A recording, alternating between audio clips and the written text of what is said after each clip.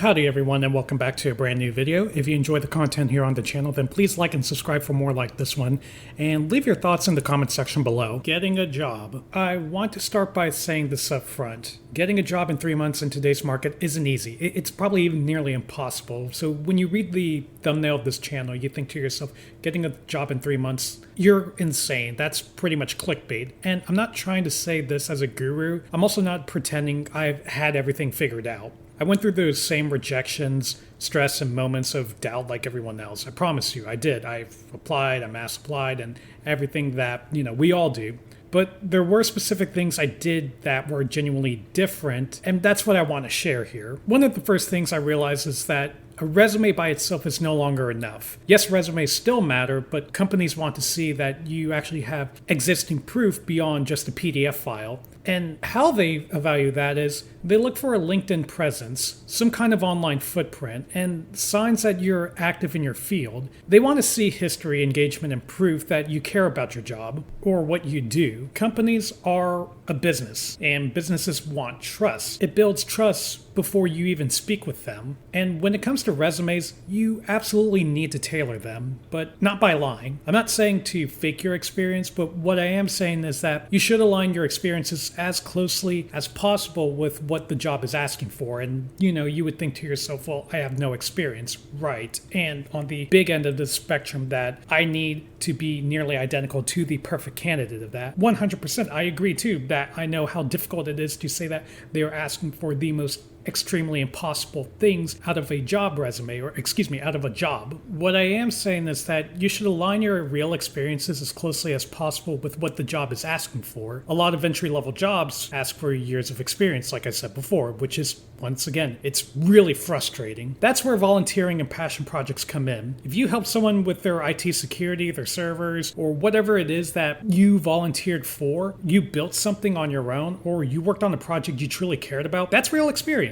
And you're not lying when you translate what you did into business language. Volunteering and personal projects show seriousness. They show you're not just chasing money, and companies are better than ever at sensing the difference. The markets have changed, essentially. Back in 2020, people were telling you, oh, just go into IT to become an IT bro. And then you saw all these IT girlies or IT bros getting these big jobs, making $300K a year. That's not it anymore. And companies know that whenever you try to apply for these jobs, that you're just trying to steal away from their company. They know that you're trying to thief off of them.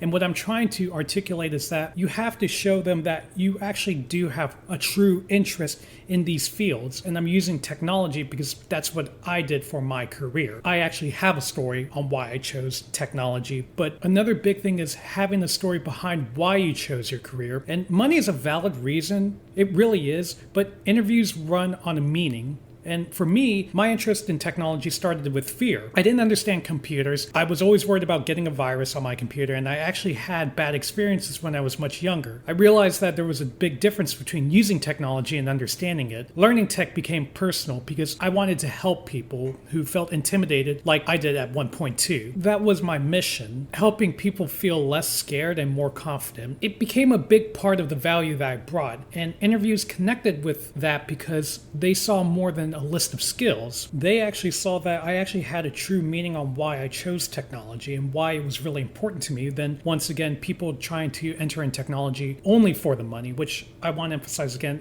It's fine if you want to choose it for the money, but you have to actually have a passion for it. You do have to have a passion for the field that you choose. It's why it's really important to learn the industry and not just your role. Don't only know how to do your task, know where your field is headed and what problems it's facing and what tools are becoming important. That shows you're actually serious and thinking long term and not just desperate for a position. It really is a chess game at the end of the day with these companies, and you really have to play your cards right or your moves properly whenever trying to position yourself in a better lead position.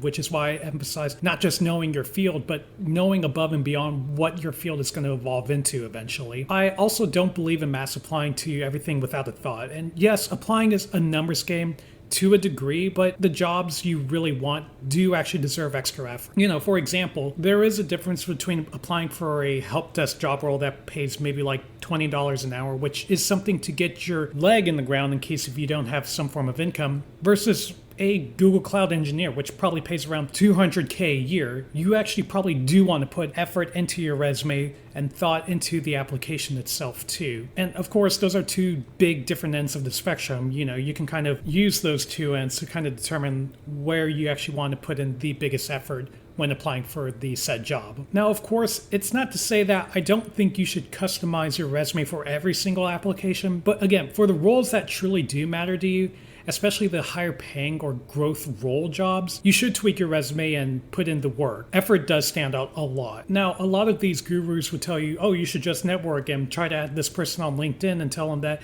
hey, I really liked X, Y, and Z. Are you looking for a person for this job? Yada, yada. You know what I mean. Now, trust me, you're really just going to annoy these people at the end of the day because you just sound like a salesperson. It's pretty much like going to Walmart and you see those people that are trying to sell those Spectrum internet plans, or they're trying to sell you something and they just won't stop hassling you. They say, hey, do you have this specific plan? Well, why not you try out this one? And you're like, I'm good. That's the exact same thing I compare it to. And that probably does make you much more frustrated because then you think to yourself, how can I actually talk to these people without actually connecting with them? Now, I want you to hold your horses for a bit because networking does play a huge role, and it did play a bigger role in my life than I expected. And I'll give you an example. One of my previous opportunities came from a random social situation at a Thanksgiving party. I was just being friendly, talking about normal things like shows I liked, and I wasn't trying to get a job. And at that party, there was a person that I ended up connecting with who turned out to be the CIO years later at a company that reached out to me about an opportunity. And that experience taught me that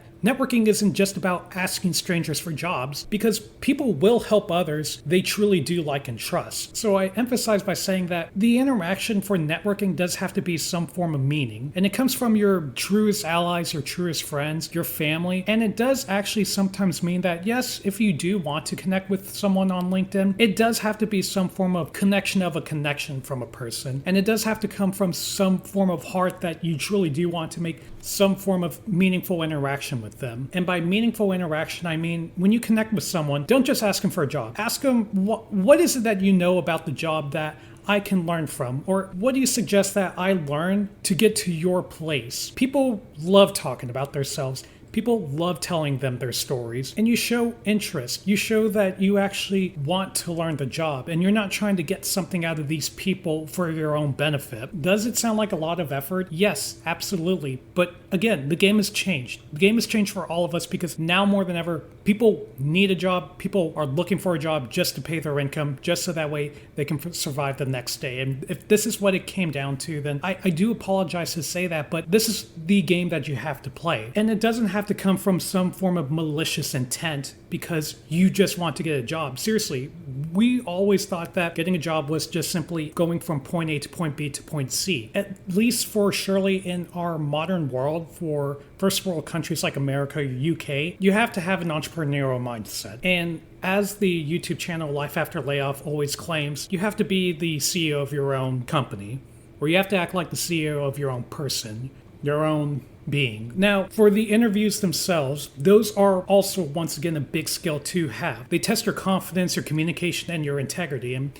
being yourself is important, but you also have to present yourself well. If you don't know something, it's okay to say that. And I truly do mean to say that if you do not know something, that shows that you're a human being, that you're not trying to cheese everything or trying to find a poor decision-making strategy that will cost the company financial losses. If you don't know something, it's okay again to say that and explain how you would actually find that solution if you don't know it. That shows maturity. Confidence isn't pretending to know everything. It's showing how you handle what you don't know. These interviews, they are designed to throw curveballs at you for a reason, and they're designed to pressure you. They can feel like you're being tested in ways that go beyond your technical skills, your financial skills, your career skills, whatever it is. Staying calm, listening carefully, and answering clearly makes a huge difference. And during my 3 months of searching, I had around 5 or 6 in-person interviews plus several recruiter calls and a few phone call interviews. That traction came from improving how I communicated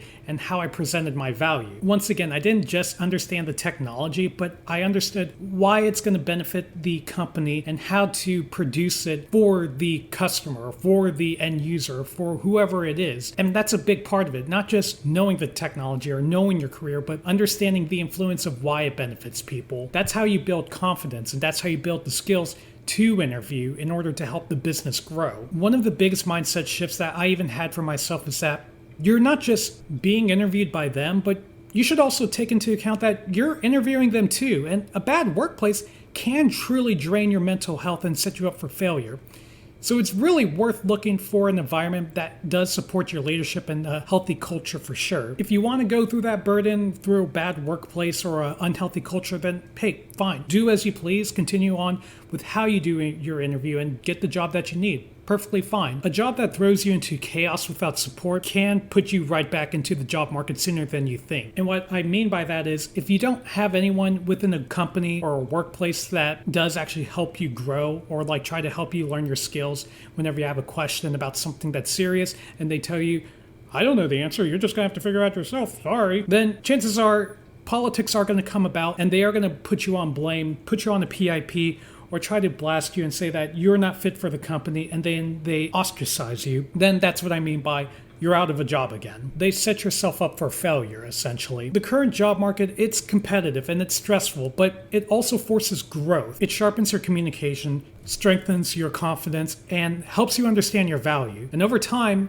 you start to think less from desperation and more from self-respect. And that changes how you show up to interview. Companies will always find a way to try to take as much as they can out of you. And those interviews are the perfect place to set your boundaries first and foremost. If you show you're confident, and if you show that I'm not going to take no for an answer, or I'm not going to be used against for myself for your own personal gains while also still doing the job that you've asked me, then you've almost won not only just the interview and the job, but your own self-worth. And essentially, you've even played your cards right to know that this job is good for me, or maybe this job is not so good for me. Maybe I can at least leverage my way through this job interview, and if they don't work, at least I have a backup by trying to put in most of my effort through here. Even though the company doesn't seem like the best workplace, at least I can stay there for 6 months. In the end, I approach interviews with intent, meaning, and communication, especially connection. Not just the goal of getting hired at any cost, but the mindset that can make a big difference. Once a company knows that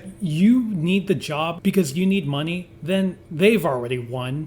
And I know a lot of us want to get a job out of desperation, 100%. I truly do. Even if that is the case, then leverage yourself, even if you need a part-time job, even if you need to stock groceries or anything, because you cannot let these companies win in your designated career growth that you want to try to build yourself in. I share these tips for career growth, and I'm sharing this because I know how hard it is for the process to feel right now. Dream careers aren't gone, but they do require more awareness and effort now more than ever. I went through it too, the stress, the rejection, and the waiting, and still made it through in the 3 months that I had between my former job that I had a PIP in to this job. If these insights help even one person navigate the process more confidently, then it's worth sharing more. I'm someone on this channel that wants you to become your own boss and to not make time for any job by building your own business or by encouraging you to leverage yourself in the best way. But we all have to be honest with ourselves. You do have to have some form of job first, so that way they can pay you in order to start your own business. And I know that for other people on my audience channel, they actually do want to build a career in the corporate world, which these insights I do want to give out in order to help them find that, because what I've done actually has worked for me. How? To this day, I'm kind of surprised it does work for me, but they actually do make meaningful effort. And part of this channel is about growth. I may do a part 2 later on how I've gotten my other jobs in the previous past, but the same principle does apply where I did know someone of someone, they did like me a lot, and I always did have my story in check whenever I told them, tell me a little bit about yourself, or why are you looking for this job? Or why did you apply for this job? What is it about this company that you like? And always I told them, well, the reason why I applied for this job is because I actually was in their places the first point when I first started these jobs. I know how frustrating it can be to start in this position. I know how people can feel whenever they feel lost when trying to navigate X, Y, and Z. And here's how I present myself by giving them the best value by supporting their growth. I guess I kind of went on a tangent, but you emphasize your value. essentially. You emphasize why, and truly deep within your heart, you actually do mean to help these people. And not just even with the job itself too, but it goes far beyond that. It even means giving other people a positive net growth within their life too, especially when they need you the most. That's what companies want, and that's how you're going to show it. But with all that said, everyone, I hope you enjoyed this video. If you did, once again, please like and subscribe for more like this one. Comment your thoughts below, and please consider donating to the channel. Link will be in the description below. I hope everyone has a great day, and I'll see everyone in the next video. Take care. I love you all. Bye-bye.